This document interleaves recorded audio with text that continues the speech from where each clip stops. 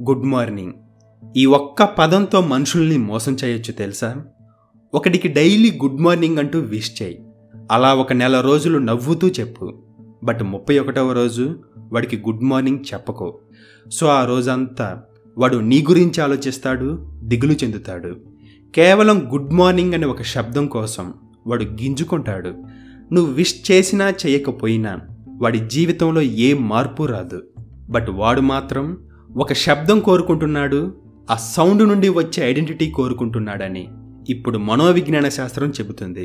ఈ మనోవిజ్ఞాన శాస్త్రం అనేది ఒక చిన్న ఆట లాంటిది. అది గాలిలో ఒట్టి చెయ్యి ఊపడం లాంటిది. దానికి మందు లేదు, జస్ట్ ఒక మాయ చేయాలి.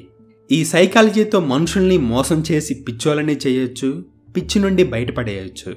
బట్ ఈ ఆధునిక మానవుడు మాత్రం ఒట్టి శబ్దాలకి, SMS సౌండులకి, ఒక ఎమోజీలకి ఎంతగా అలవాటు పడిపోతున్నాడు.